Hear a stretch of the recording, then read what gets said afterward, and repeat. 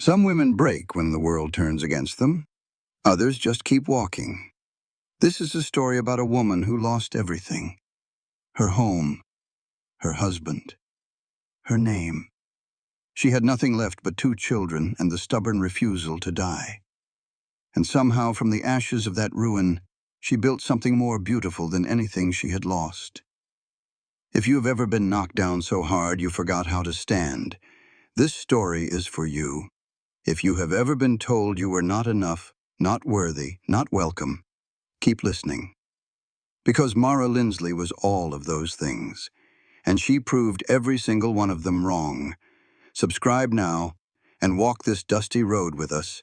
You will not regret it. The wind carried the smell of burned sage and blood.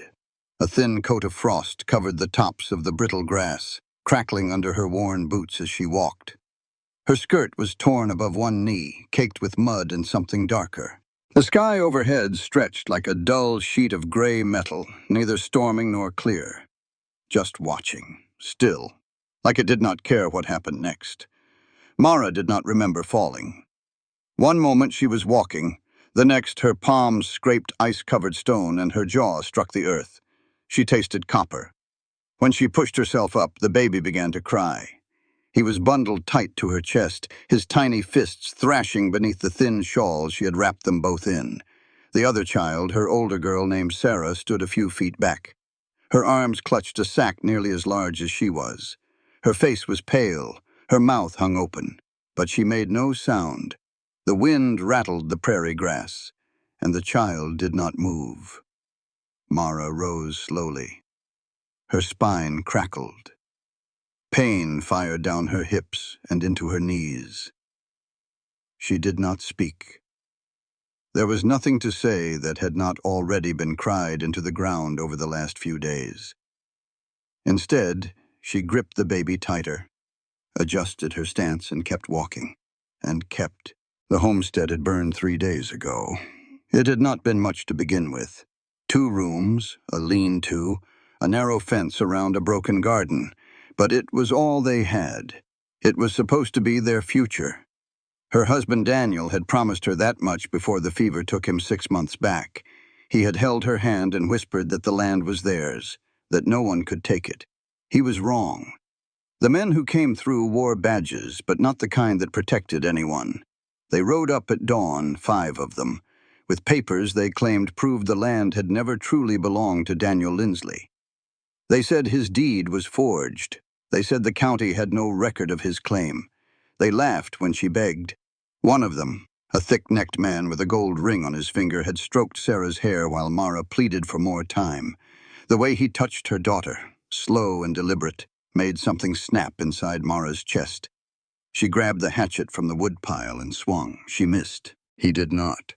The back of his hand caught her across the face so hard she saw white. When she hit the ground, he kicked her twice in the ribs. Then he spat on her and told her she was lucky he did not do worse. They took the horses, they took the pigs, they took the flour and the dried meat and the last of the coffee. Then they set fire to the cabin and rode away laughing. They left her alive. Mara still did not know if that was kindness or cruelty. By morning, smoke curled into the sky behind them, and Mara was walking. She did not know where. Just away. Away with what little she could carry. Away with 2 children who did not yet understand they had no one left. They had walked for 3 days now, maybe 4. Time stopped when you stopped being someone. The baby's name was Samuel. He was 4 months old and had his father's eyes. Blue like river water. Blue like the sky on a good day. He had not stopped crying since they left, and Mara's milk had nearly dried up from the stress and the hunger. Sarah was 6, old enough to understand that something terrible had happened, young enough to believe her mother could fix it. She had not spoken a word since they left the burning cabin behind.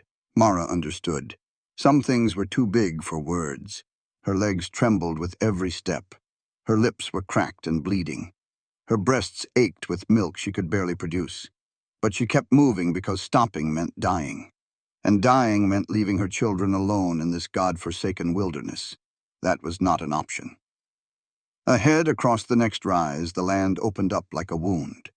Broken fence posts, an old cattle gate swinging on one hinge, a wagon half buried in weeds, and further still, a house. Not big, but standing. Gray planks weathered soft by years of wind and rain.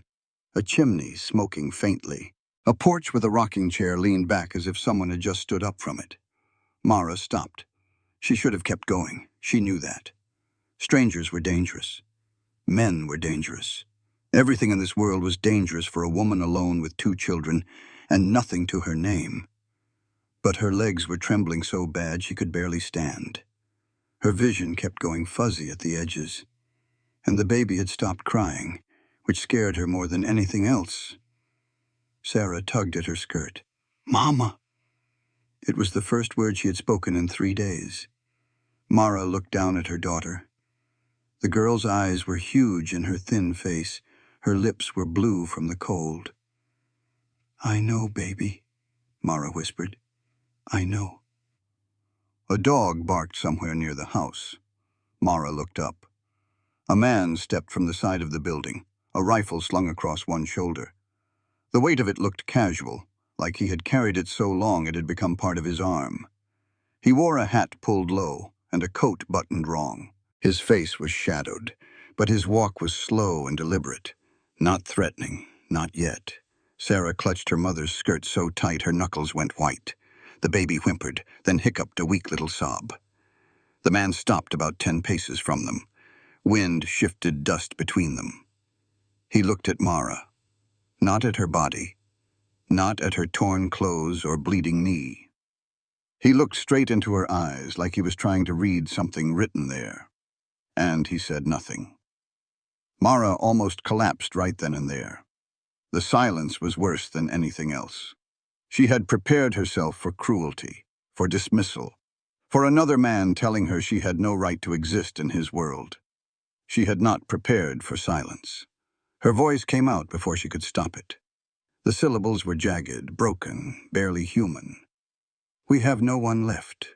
The man's face did not change. Not at first. His eyes moved once to Sarah, then to the baby, then back to Mara. Something flickered in his expression, not pity, not sympathy, something harder to name. "You have me," he said. The words were flat, like a fence post driven into hard ground. There was no warmth in them, no tenderness. But there was something else, truth. Mara stared at him. He turned and nodded once toward the house. "Come on, then." He walked back toward the porch without looking to see if she followed, just trusting that she would or would not, as if he had done what he could, and that was all. Mara stood there a long moment. Her legs shook. Her heart pounded against her ribs. Every instinct she had told her to run, to hide, to trust no one. But her children were cold and hungry, and so was she. She shifted the baby's weight and moved forward. Sarah's hand found hers, small and cold and trembling. Together they walked toward the house. The porch creaked under their weight. The door swung open. Inside smelled of old tobacco and coffee grounds, and the warmth cut through Mara like a knife. She did not ask his name. He did not ask hers. He pointed to a chair near the stove and pulled another one close to the fire. Then he set a kettle on and stepped back. Silence filled the room, thick and pulsing. And for the first time in days, Mara let herself breathe. The children slept that first night like stones dropped into a well. Sarah curled near the stove with a threadbare quilt tucked under her chin. Her face was peaceful in sleep, softer than it had been in days. The tension had finally left her small body. The baby Samuel was in a drawer lined with flannel shirts, his tiny chest rising and falling like the breath of a mouse. It was the first time he had slept more than 20 minutes at a stretch since they left the burned homestead. Mara sat upright in the hard-backed chair, her boots still on, fingers wrapped tight around a chipped enamel mug. Steam rose from it, but she could not taste the tea. Her body was in the room, but her mind was somewhere else, still walking, still running, still waiting for the next blow to fall. The man had not spoken again after letting them in. He had gone about making a fire, checking the doors, feeding a dog she had not noticed at first, a gray mutt with gentle eyes and a crooked ear. Then he sat in the corner with his rifle across his knees, cleaning it with slow, patient strokes. He did not ask what had happened. He did not offer comfort. He simply existed beside her. And that was the closest thing to kindness Mara had been given in weeks. She watched him from the corner of her eye. He was older than she had first thought, maybe 40, maybe older. Hard to tell with men like him. The kind who spent their lives under open sky. His hands were rough and calloused. His face was weathered but not unkind. There was a long scar down his left arm that disappeared under his sleeve. He noticed her looking. Their eyes met for a moment. Then he looked away. When he finally stood and moved toward the stairs, he paused just long enough to speak. "Take the bed tonight. I will sleep up top." Mara found her voice. "Why?" He did not answer. Just climbed the narrow stairs and disappeared into the darkness above. The bed was in a small room off the main living area. It was too soft, too warm. Mara lay on top of the quilt instead of under it, staring at the ceiling until light broke through the cracks in the shutters. She did not sleep, but she rested, and that was something.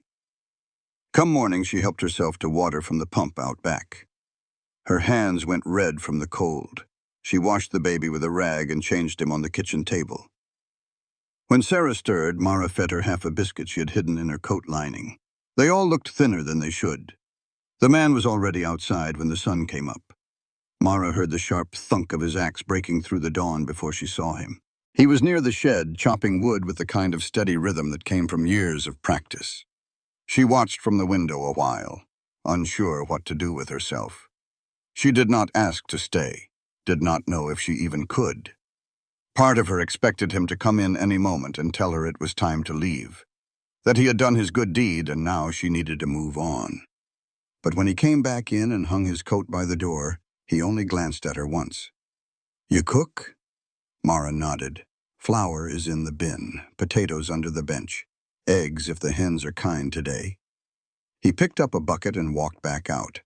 That was how it started. She fried potatoes that morning, oversalted and scorched on one side, but he ate them without a word. When the baby cried, he nodded toward a cradle she had not seen tucked under the stairs.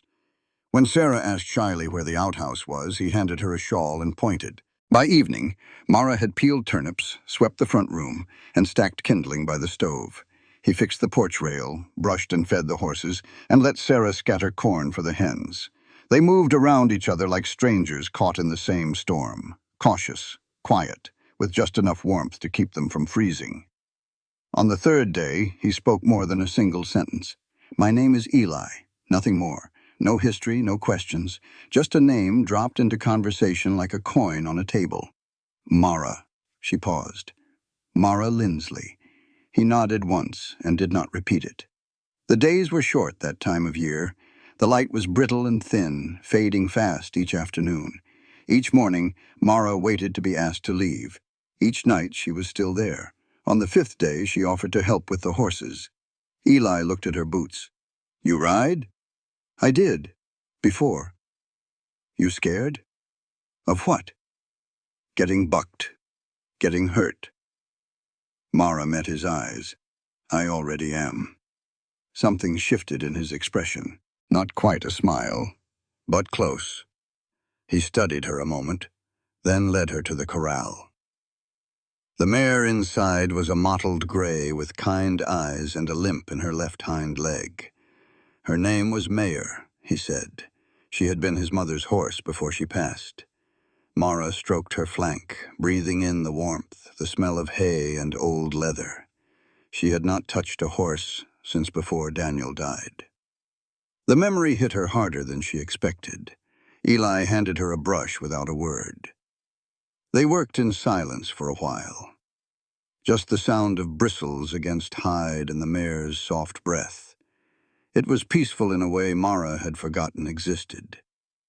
That night, over stew and silence, Eli asked how long she had been walking before she got here. Mara hesitated. 3 days, maybe 4. I do not remember. You should not have made it. I know. He chewed slowly, then looked at her real direct for the first time. You are strong. She did not know how to answer that. The word felt foreign, wrong. She had not felt strong in months. She had felt broken, desperate, barely holding on. I am tired, she said finally. He nodded at that too, like tired was an acceptable thing to be. Then the baby whimpered from his drawer by the stove, and Mara rose to tend him, but her knees buckled halfway up. The room spun. She grabbed for the table edge, but missed. Eli caught her by the elbow before she hit the floor. It was the first time he had touched her. His grip was firm but not rough, just enough to keep her upright, just enough to steady her until her legs remembered how to work. He did not hold on long, just long enough to make sure she stayed up. But the warmth of his hand left a heat in her skin that lingered for hours. Neither of them spoke about it. The wind howled through the boards that night. Somewhere in the dark, a coyote cried out. But inside the cabin it was warm. The fire crackled and popped. Sarah slept soundly. The baby nursed without fussing for once. And for the first time since the fire, Mara slept without dreaming of flames. She woke before dawn with a start, heart pounding. But there was no danger, no smoke, no men with badges and cruel smiles, just the quiet creak of the cabin settling and the soft gray light of morning pressing against the windows. She lay there for a long moment, listening to her children breathe, and she let herself think, just for a second, that maybe they would be okay. By the second week, Mara had begun to remember her own name without flinching. She rose before dawn each morning, made coffee strong enough to wake the dead, and fed the chickens without needing to be told. Sarah helped her stir batter for biscuits and swept ash from the hearth, while baby Samuel gnawed his fists and watched them both with wide, solemn eyes. Eli worked from sunup to sundown, mending fence lines, tending stock, fixing a roof beam that sagged under the weight of old snow. He did not hover. He did not tell Mara what to do. But he noticed the small things, how she favored her left leg when the cold set in, how Sarah kept waking with nightmares, screaming for her father, how the baby clung to Mara like he was afraid she might disappear. On the 9th day, she found a row of nails hammered into the wall behind the door. One for her coat, one for Sarah's shawl, one for a scarf she did not remember owning. Eli had put them there without a word. Mara ran her fingers over the smooth, fresh wood. Something about it made her chest ache, in a way she could not explain. Such a small thing. Just nails. Just a place to hang their belongings. But it meant they belonged somewhere. That night, after the children were asleep, she found him in the barn brushing down Mare. The lantern light made shadows dance across the weathered wood. He did not turn when she stepped in. Why did you let us stay? Eli's brush slowed but did not stop. Did not seem right. Sending you off. There is plenty of folks who would not have cared. His voice was quiet. I ain't plenty of folks. Mara leaned against the stall door, arms crossed to hide her shaking hands. You lose someone? He nodded slowly. Just once. Wife? He shook his head. Child. A boy. Would have been about your girl's age now. The words hung in the air between them. Mara felt something tighten in her throat. My husband died 6 months back, she said. Fever took him in the night. I woke up and he was just gone. Cold beside me. Eli did not offer platitudes, did not say he was sorry. He just kept brushing the horse, steady and slow. My brother died in the war, he said after a while. He was younger than me, got himself shot outside Memphis. I was supposed to bring him home. He paused. The brush stopped altogether. I did not. The silence stretched between them, but it was not uncomfortable. It was the silence of two people who understood that some wounds never fully heal. I lost two brothers same year, Mara said. One to scarlet fever, one to bad debt and a bullet in a saloon. Eli looked up at her then. World does not owe us anything, does it? No, it does not. She pushed off from the stall and took a step closer. Then why did you take us in? Really? Eli turned to face her fully. His eyes were clearer than she expected in the lantern light, less guarded. You came walking out of nowhere, he said.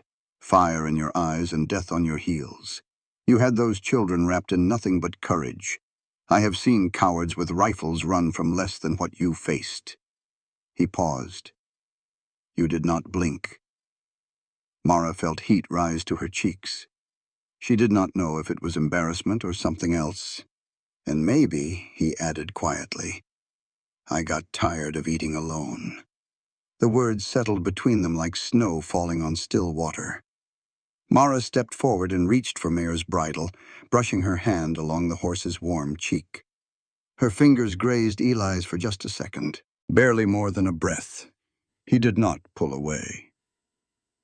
Outside, snow started falling again, slow and steady, coating the world in white.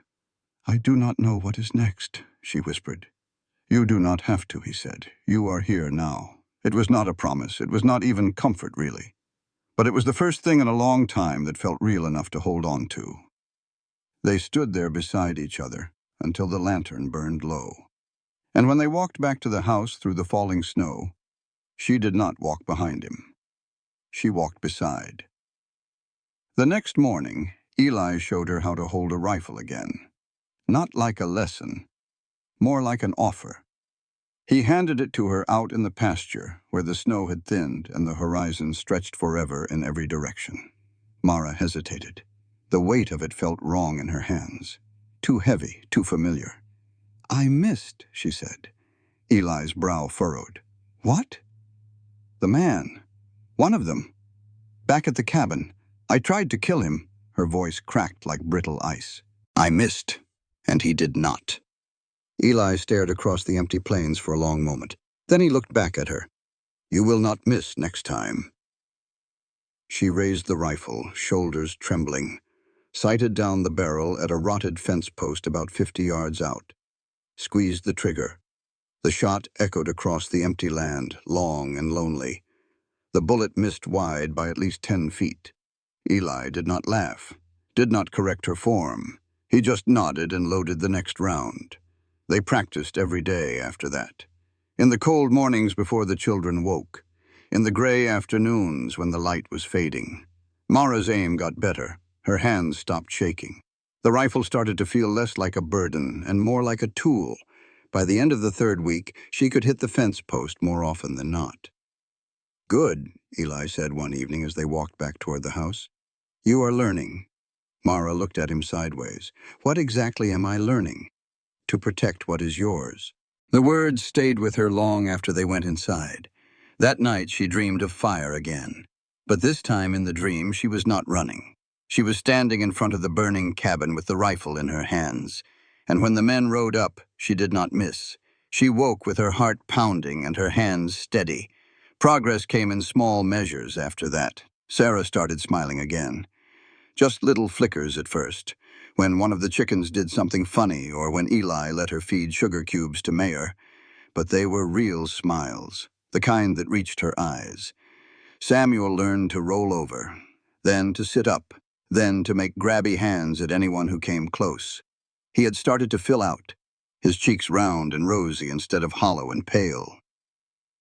And Mara. Mara had started to feel like herself again. Not the woman she had been before. That woman was gone, burned up with the cabin and everything else she had lost.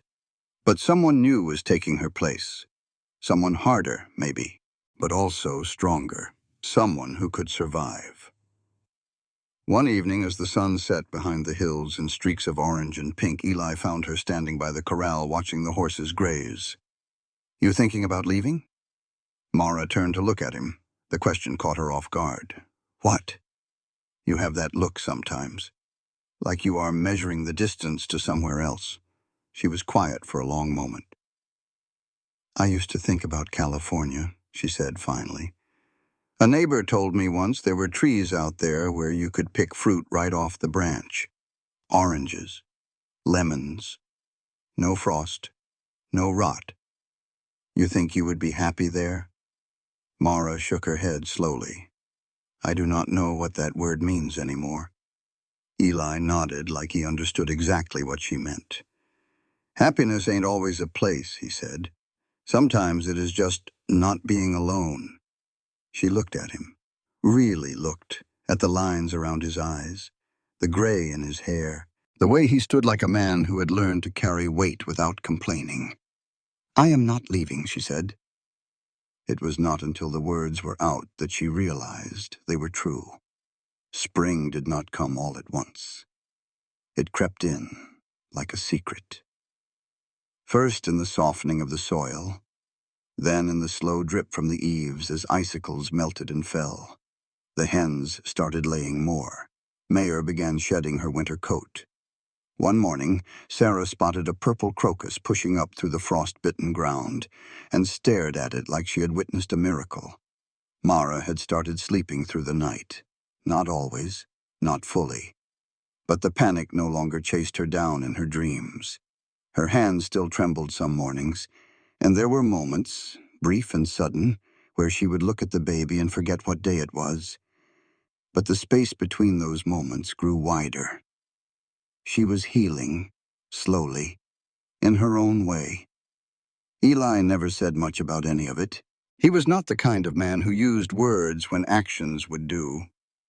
But she began to learn him in pieces, small things, quiet things. He read at night by lamplight, usually the Bible or a tattered almanac with half the pages missing. He had that long scar down his left arm that he never talked about. He hummed sometimes while he worked, old folk songs without words that Mara almost recognized. And though he kept to himself, he always left the last biscuit for Sarah. The girl had taken to following him around like a shadow, asking questions about the horses, about the chickens, about why the sky was blue and where the snow went when it melted. Eli answered each one with patience Mara had not expected from him. One evening she found them sitting on the porch together. Sarah was in his lap and he was showing her how to braid leather strips into a rope. The girl was quiet and focused, her small brow furrowed in concentration. Eli's voice was soft, patient, walking her through each step. Mara watched from the doorway, her apron dusted with flour, her hands still against her sides. Something shifted in her chest, something warm and terrifying at the same time. Later, after the children were in bed, she helped Eli repair a section of the barn roof that had started leaking. She held the boards steady while he hammered. Her fingers numbed from the wind, but she did not complain. He did not say a word the whole time. When they were finished and she climbed down off the ladder with stiff knees and chapped hands, he held out a canteen without looking at her. She drank deep and handed it back. Their fingers brushed. You could have left, he said. Mara looked at him. What? That first week, or after. You could have taken the children and gone looking for something better. Looking where? He shrugged. Anywhere. California, maybe. Those orange trees you mentioned. She stared off toward the hills, purple and gray in the fading light. I thought about it, she admitted, every night at first, planning routes in my head, figuring how far I could walk before the food ran out. What stopped you? She was quiet for a long moment. You did not ask me to leave, she said finally. Everyone else in my life has asked me to leave, told me I was not wanted, not welcome. But you just let me stay, like it was the most natural thing in the world. Eli was silent. That meant something, she said. Still does. They started eating supper together every night after that, all four of them at the rough pine table. Sarah made napkins from flour sacks with crooked stitches and proud smiles. Eli fixed the baby's cradle so it did not creak anymore.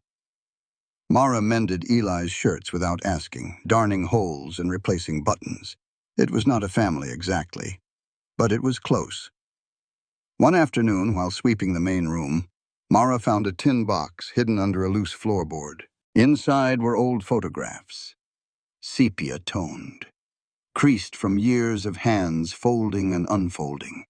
One showed a younger Eli with his arm around a dark-haired boy, both of them squinting into the sun, both of them smiling. Another showed a woman, older, with stern eyes and a wildness around her mouth that reminded Mara of herself. She did not ask about them. She put the box back where she found it and kept sweeping. That night, Eli set an extra log on the fire. They sat together in the quiet, watching the flames dance. "My mother's name was Ada," he said without prompting.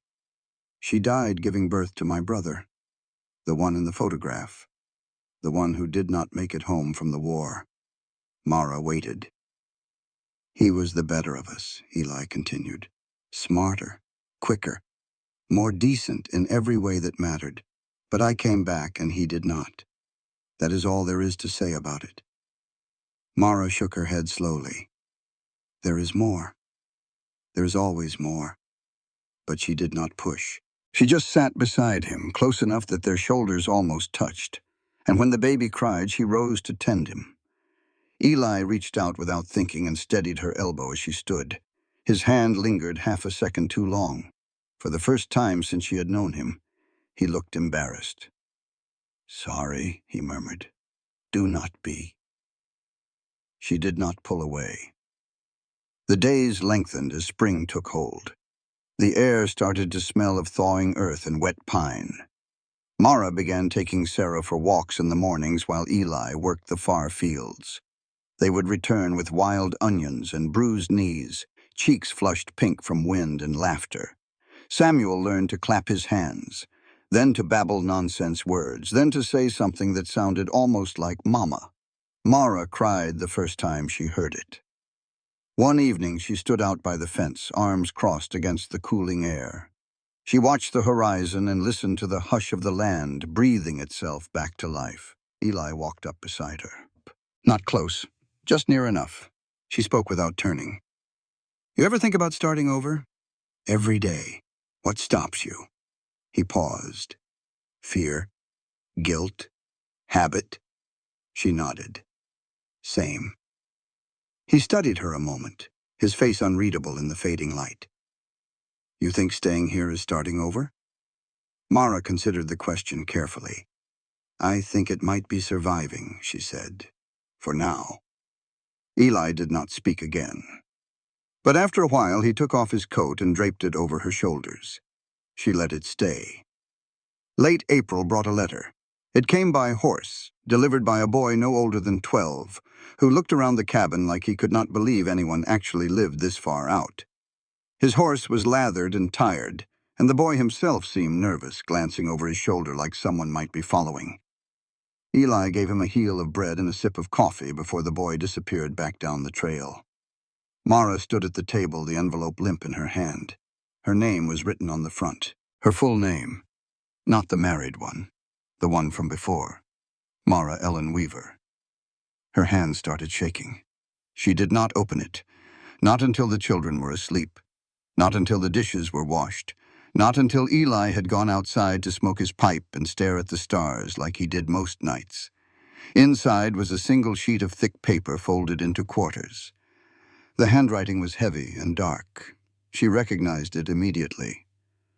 Her brother-in-law, Daniel's younger brother, a man named Vernon Lindsley. The letter was short. "They say you are alive. Some neighbor saw you walking with the kids about a month back headed west. I do not know where you have been. I do not care. But the land was not yours to begin with. And it sure as hell is not yours now. If you try to come back, I will have you hauled in for trespassing and worse. I buried my brother, and I am done with your ghost. Do not test me. No greeting, no signature, just poison dressed up as paper." Mara read it twice. Then she folded it back up, walked to the stove, and set it on the flames. It curled and blackened and turned to ash without making a sound. Eli came in a few minutes later, bringing the cold night air with him. He stopped when he saw her standing there. Her shoulders were stiff. Her hands were clenched at her sides. "What was it?" Her voice came out flat. "Nothing important." He did not push, just waited. She turned to face him slowly. My brother-in-law. Daniel's brother. He says if I try to go back, he will have me arrested. Eli's jaw tightened. For what? Trespassing. On land my husband worked for 5 years. Land he paid for with his own sweat and blood. That is not legal. Legal does not matter when you have money and friends in the right places. Vernon has both. Eli hung his coat by the door. His movements were slow and deliberate, but she could see the tension in his shoulders. He will not touch you. He could. You are not going back. Mara looked down at her hands. They were still shaking. It was never really mine anyway, she said. None of it. The cabin, the land, the life I thought I was building. It all belonged to Daniel. And when he died, it just evaporated, like morning fog. Eli stepped closer. His boots creaked on the wooden floor. I did not ask to be yours either, she said. Not harsh, just honest. His voice was low. I did not ask you to be. Silence stretched between them. The wind howled against the eaves. Somewhere in the barn, Mayor stamped her feet. I do not want to run any more, Mara whispered. You are not running. I do not want to be pitied. You are not.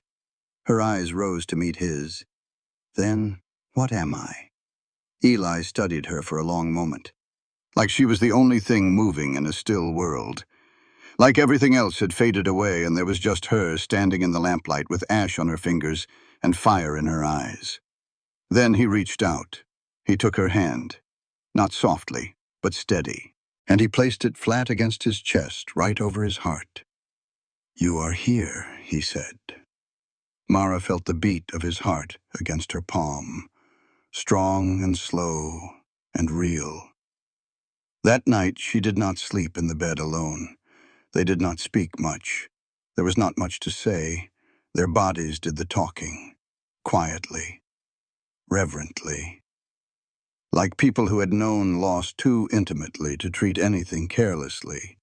She traced the scar on his arm with her fingertips. He kissed the hollow beneath her ear where her pulse fluttered like a trapped bird. When she woke just before dawn, the baby was crying. She sat up quickly, half ashamed, half afraid to find Eli gone. To find that she had imagined the whole thing, that she had finally lost her mind out here in the middle of nowhere. But he was there, sitting in the rocking chair by the stove, Samuel in his arms, rocking the child in slow, practiced rhythm, whispering something low and soft that Mara could not quite hear. She watched him for a long time from the bed. Her heart cracked wide open. The days turned golden green after that. Sarah found a fawn in the brush and named it Clover, even though it ran away and she never saw it again. Samuel started crawling across the packed dirt floor, arms pumping, face full of stubborn determination. Mara began planting peas, beets, onions, all things that could survive poor soil and late frost. The dirt got under her nails, in her pores, deep into her skin like it belonged there, like she belonged there too. Eli added shelves to the cabin, built a second crib that Samuel would not need for months yet, put together a bench beneath the window where the sun hit just right in the morning.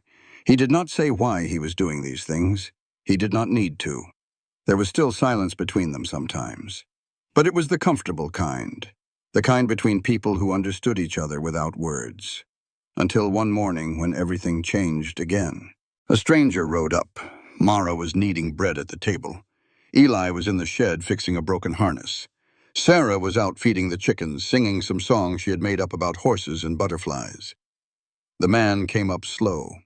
His horse was tired and dusty. His hat sat low over his eyes. His coat was the kind worn by officials, men who delivered papers and bad news. Mara saw him through the window and her stomach dropped. She wiped her hands on her apron and stepped out onto the porch. The man tipped his hat. Afternoon, ma'am. You Mara Lindsley? She did not flinch, just nodded once. I have got orders out of Junction City. Says you are squatting on land you do not own. Been a formal complaint filed. Mara felt Sarah come up behind her. The girl went still as stone. Who filed the complaint? Mara asked, even though she already knew. The man shifted in his saddle. Does not matter who. Just matters that it is filed. You have got a choice. Come with me peaceable now, or stay and face it when the judge sends someone meaner. Eli came out of the shed then, walking slow, wiping grease from his hands with a rag. He stood beside Mara. "Is that so?" he said. The man looked at him. "Just delivering the warning, mister. Not looking for trouble." Eli's voice was calm. "What do you want me to do?" But he was not asking the stranger. He was asking Mara. She felt the weight of everything pressing down on her. The fear, the anger, the exhaustion of running and never finding safety. And then something shifted. She straightened her spine. "I am not leaving," she said. Eli nodded once. Then he turned back to the stranger. "You can tell whoever sent you that she has got more right to this land than any name on paper. She has worked it, bled for it, nearly died getting here." The man spat into the dirt. "You willing to stake your claim on that?" Eli met his eyes. "I already have." The stranger sat on his horse a long moment, looking between Eli and Mara like he was trying to figure out which one of them was bluffing. Neither of them blinked. Finally, he adjusted his reins and turned his horse around. "I will tell them what you said. But this is not over." Then he rode off down the trail, leaving nothing behind but dust and the echo of hoofbeats. Mara stood on the porch until he disappeared over the ridge. Her heart was pounding so hard she could feel it in her teeth. Eli put his hand on her shoulder. "Steady, warm. You did good." She shook her head. "I did not do anything. You were the one who told him off. You stood your ground. That is not nothing." That night, after the children were asleep, they sat together by the fire. Mara's hands were still trembling, but now it was from anger more than fear. "Vernon sent him," she said. "It has to be Vernon. He is the only one who knew where I was." Eli nodded slowly. "Your brother-in-law?" "Daniel's brother. He always hated me. Thought I trapped his brother into marrying beneath him." "Did you?" Mara laughed, but there was no humor in it. "I was 16 when I met Daniel. He was 23 and the handsomest man I had ever seen. He asked my father for my hand after 2 weeks. I thought it was the most romantic thing in the world. And now I know it was just two young fools who did not know what they were getting into." She stared into the flames. "But I loved him. I did. And when he died, part of me died with him. Vernon acts like I wanted this, like I planned it somehow. But all I wanted was a home, a family, a life that did not feel like it was always about to fall apart." Eli was quiet for a long time. Then he said something she did not expect. "I had a wife once." Mara looked up. "Her name was Catherine. We were married for 3 years. She got pregnant the 2nd year. We were happy. Or I thought we were. What happened? She died in childbirth. Her and the baby both. I was not there when it happened. I was out hunting. Gone 3 days. By the time I got back, they had already buried them." Eli's voice did not waver, but Mara could see the old pain in his eyes. "I blamed myself for a long time. Still do some days. If I had been there, maybe I could have done something. Maybe I could have saved them." Mara reached out and took his hand. "You could not have known." "No, but knowing that does not make it easier." They sat together in silence for a while. The fire crackled and popped. Outside, an owl called somewhere in the darkness. "This land," Eli said finally. "My father bought it legal and clean 30 years ago. I have the deed. I have the papers. They are old, but they are real." Mara frowned. "What are you saying?" "I am saying that Vernon Lindsley can file all the complaints he wants, but he cannot take what is not his." He looked at her. "And he cannot take you either." The second letter came a week later. This time it was nailed to the barn door. Mara found it when she went out to collect eggs in the morning. The paper was cheap, and the ink was smeared like it had been written in a hurry. You have had your season. Leave by fall, or we will come ourselves. No name, no signature, just threats. Eli burned it in the stove without saying a word. That night, Mara could not sleep. She lay awake staring at the ceiling, listening to the wind rattle the shutters. Eli reached out in the darkness and found her hand. You thinking about running? She shook her head against the pillow. I am tired of running, but I'm also tired of being scared all the time. Then we do something about it. Like what? We go to the courthouse. Make it official. Put my name on the deed alongside yours. Make it so clear that not even a snake like Vernon can argue with it. Mara turned to look at him. You would do that? I already said you have me. I meant it. She was quiet for a long moment. It would not be proper. Us living here together, unmarried, people will talk. People already talk. Does not change anything. But the children, Sarah is getting old enough to understand. Eli propped himself up on one elbow. Then we make it proper, if that is what you want. Mara's breath caught. Are you asking me something, Eli? He studied her face in the moonlight. I am saying that I do not want to lose you.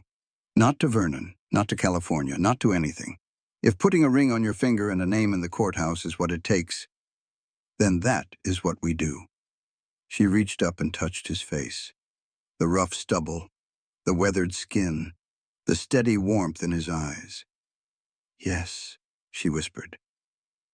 He kissed her then, soft and slow and full of promise. In the morning, they told Sarah first. The girl did not say anything at first, just looked between them with wide eyes. Then she smiled. Does this mean Mr. Eli is my papa now? Mara looked at Eli. He knelt down until he was eye level with Sarah. If you want me to be. Sarah threw her arms around his neck. Mara watched them embrace, and for the first time and longer than she could remember, she let herself hope. They hitched the wagon at dawn and made the ride into town together. Mara sat on the bench seat with Samuel bundled in her arms. Sarah bounced between them, too excited to sit still. Eli drove the horses with steady hands, his face calm, even though Mara knew he was just as nervous as she was. It had been nearly a year since Mara set foot among strangers. Nearly a year since she had been anything other than a shadow, a ghost, a woman without a name, or a place to belong. The town of Junction City was small but bustling, a main street lined with storefronts, a general store, a saloon, a church with a white steeple, and at the end of the road, a squat stone building with courthouse carved above the door. People stared as they passed, a woman with 2 children, a man with a rifle across his lap, mud on their boots and determination in their eyes. Let them look, Eli said quietly. Mara lifted her chin and kept her eyes forward. The courthouse smelled of old paper and tobacco smoke. A clerk with spectacles and a nervous manner led them to a small office in the back where a man sat behind a desk piled high with documents. Judge Harlan was older than Mara expected. White hair, weathered face, eyes that had seen too much to be surprised by anything anymore. He looked up when they entered. Help you folks? Eli stepped forward and laid a bundle of papers on the desk. The deed. Letters from his father. Records of taxes paid going back 30 years. This is my land, Eli said. Bought and owned legal, and this woman is going to be my wife. The judge raised an eyebrow. Mara spoke up, her voice clear and steady. My name is Mara Lindsley. My husband, Daniel Lindsley, died last year. After his death, men came and took everything we had. Burned our home, drove us off the land. She paused. I am not here to beg. I am not here to ask for charity. I am here to stand and say that I have a right to exist, a right to a home, a right to a life. The judge studied her for a long moment. There has been a complaint filed, he said. Man named Vernon Lindsley claims you are squatting on land that belongs to him. Vernon Lindsley is a liar and a thief, Mara said without flinching. My husband worked that land for 5 years, built a cabin with his own hands, planted crops, raised livestock, and when he died, his brother came and took it all. You have proof of this? Mara reached into her coat and pulled out a folded piece of paper. The marriage certificate she had grabbed the night of the fire, the only thing she had thought to save. This proves I was Daniel's wife. His property became mine when he died. That is the law. The judge took the certificate and examined it carefully. Then he looked at the deed Eli had provided. "This land here," he said, tapping Eli's papers, "this is different land than what Vernon Lindsley is claiming." Mara nodded. "I know. The land Daniel and I owned is gone. I am not trying to get it back. I am just trying to make sure Vernon cannot follow me here." The judge leaned back in his chair. "You want me to make a record that you are living on this land legally, as this man's wife?" "Yes, sir." "And you?" He looked at Eli. "I want to marry this woman," Eli said simply. "And I want it known that she belongs here, that she has as much right to this land as I do. More, maybe. She earned it." The judge was quiet for a long time. Then he picked up a pen. "I will make the record," he said. "This land is yours. Both of yours. Legally and proper. If Vernon Lindsley or anyone else comes around claiming otherwise, you send them to me." He signed his name at the bottom of a fresh document and stamped it with an official seal. "Now," he looked between them, "you want to get married while you are here?" Mara looked at Eli. He took her hand. "Yes," she said, "we do." The ceremony was simple. No flowers, no fancy dress. Just the judge reading words from a book, while Sarah held the baby and watched with shining eyes. When Eli slid a plain gold band onto Mara's finger, her hands were shaking. But when he kissed her, they steadied. They stepped out of the courthouse into the afternoon sun, husband and wife, a family. Mara stood on the steps and took a deep breath. "It is done," she said. Eli nodded. "It is done." Sarah tugged at her skirt. "Mama, are we going home now?" Mara looked down at her daughter, at the hope in her eyes, the trust. "Yes, baby," she said. "We are going home." The ride back felt different, lighter somehow, like a weight had been lifted that Mara did not even know she had been carrying. She leaned against Eli's shoulder as he drove the wagon. Sarah sang a made-up song about horses and butterflies and wedding cakes. Samuel slept peacefully in his mother's arms. When they finally came over the last ridge and saw the cabin waiting for them, smoke rising from the chimney, Mara felt tears prick her eyes. Home. She had never really had one before. Not truly. But she had one now. Summer burned hot and slow, draping the valley in light thick as honey. The hills baked under the sun. Crickets screamed in the dry grass. The air turned so still some days that even the leaves stopped rustling. The children darkened under it. Barefoot and sun-browned, they ran wild across the property. Sarah learned to ride mare with Eli walking beside her. Samuel took his first wobbly steps across the packed dirt floor, arms out, face full of stubborn joy. Mara grew stronger too. Her arms no longer trembled when she carried water. Her back held straight as she worked the garden beneath the punishing heat. The calluses on her hands hardened into something permanent. The work did not feel like survival anymore. It felt like building, something lasting, something real. But peace, she was learning, never came without a price. The riders came at sunset on a day in late August. 3 of them, coming up the trail from the east.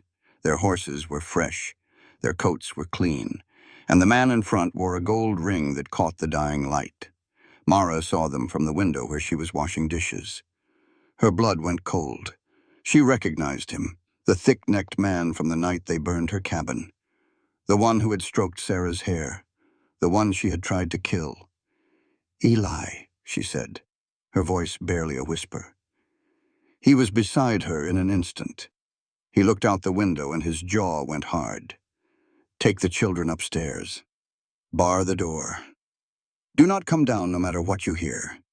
Mara grabbed his arm. "Eli." He looked at her. His eyes were calm, steady. "I will handle this. There are 3 of them." He kissed her forehead. "There were 5 of them that night. And you were alone. You survived. So will I." He grabbed his rifle from above the door and walked out onto the porch. Mara rushed Sarah and Samuel up the narrow stairs. The girl was crying, asking what was happening, but Mara did not have time to explain. She barred the door to the small upstairs room and pulled both children close. Then she reached under the bed and pulled out the rifle Eli had given her. Through the floorboards she could hear voices. Eli's, calm and even, and another voice, rougher, meaner. Vernon Lindsley says you have been harboring his property. That was the thick-necked man. She would know that voice anywhere. There is no property here, Eli replied, just my wife and my children. Your wife? The man laughed. That woman is a murderer. Tried to kill me with a hatchet. Nearly took my arm off. She missed. Yeah, she did. But I did not. Mara's grip tightened on the rifle. You boys should ride on, Eli said. Nothing here for you. We will decide what is here for us. The sound of boots on the porch, more than one set. Mara crept to the window. From this angle she could see the yard below. Eli standing on the porch, rifle in hand. The three men spread out in front of him, one by the well, one by the corral, the thick-necked man in the center. We do not want trouble, the man said.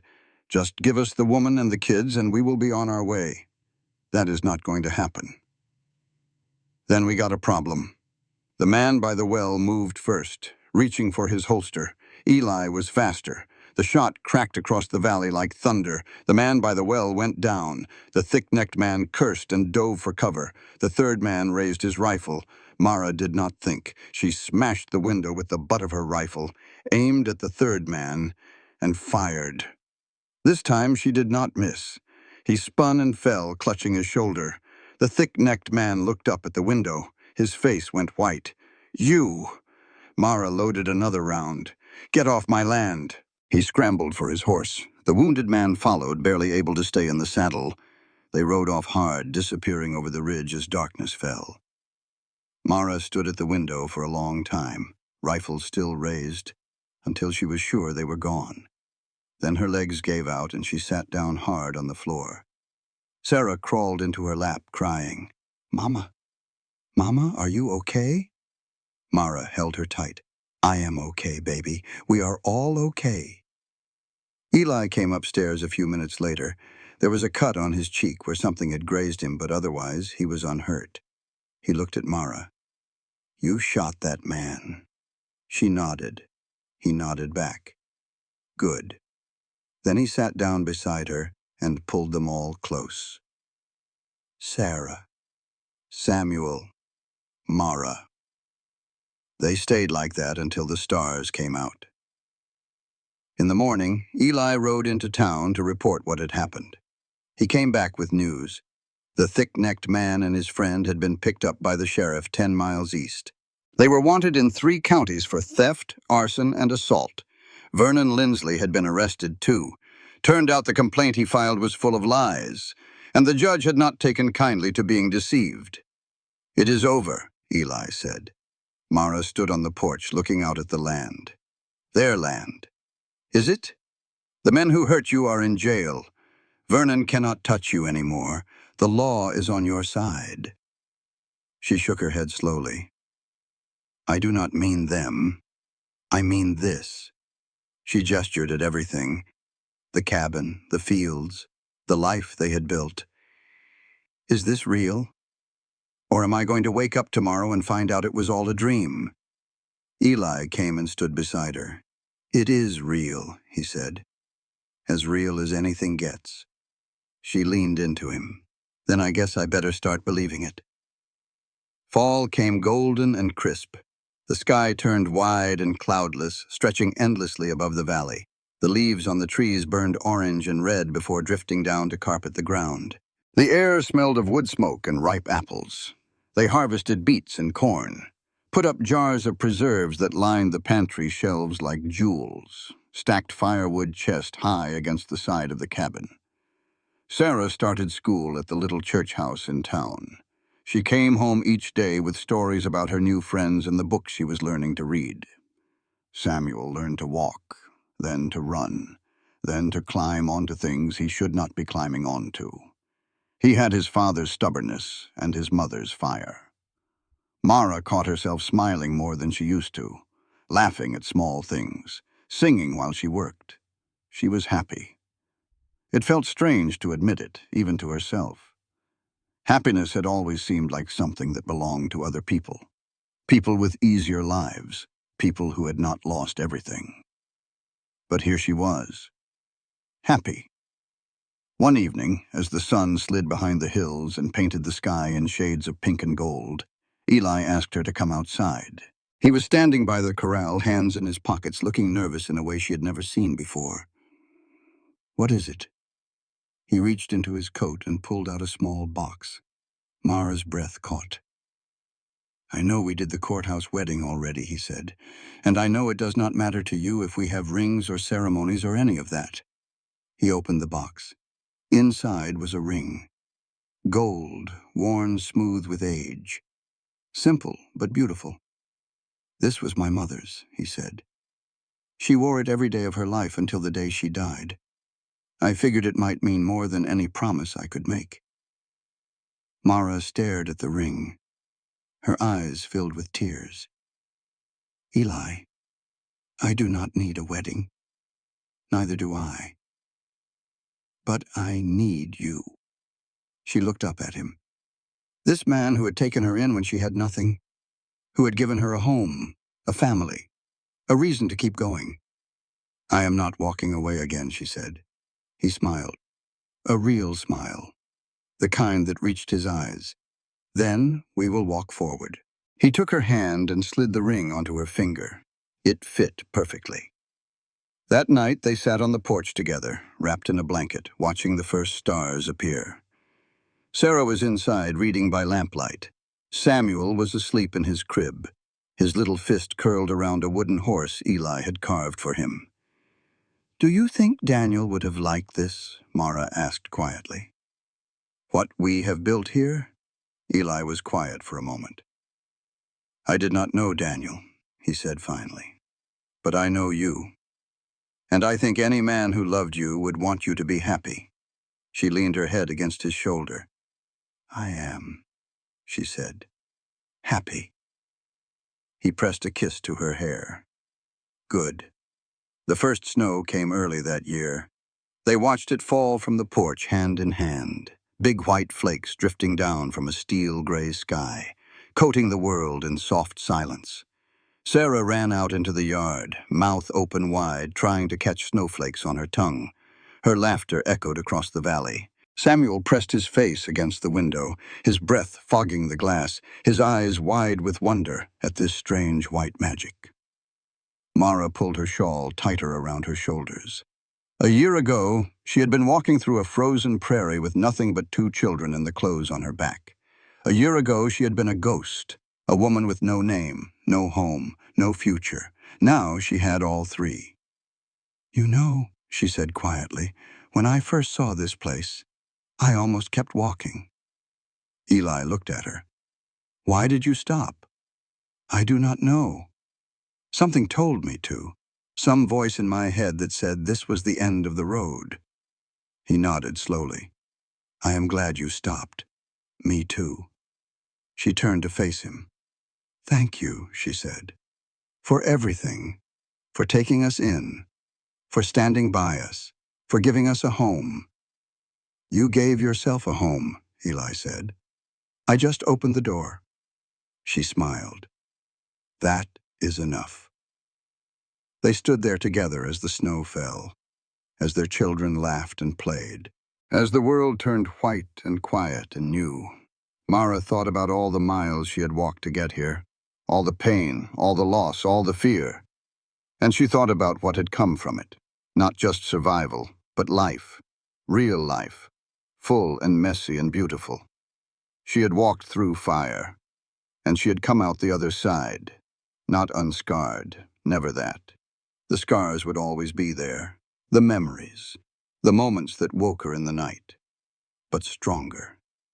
The sun broke through the clouds just for a moment, turning the falling snow into a cascade of diamonds. Sarah shrieked with delight and ran back toward the porch, cheeks red, eyes shining. "Mama, look, it is beautiful." Mara knelt down and pulled her daughter close. "Yes, baby, it is." Eli stood behind them, one hand on Mara's shoulder. "Ready to go inside?" he asked. In a minute. She wanted to remember this moment, this feeling, this perfect, fragile happiness. Because she had learned that nothing lasted forever. That the world could take everything from you in a heartbeat. But she had also learned that it could give things back, if you were brave enough to accept them. She stood up, took her daughter's hand, and walked inside. Eli followed, closing the door behind them. Outside, the snow kept falling. But inside, it was warm. And for the first time in her life, Mara Lindsley was home.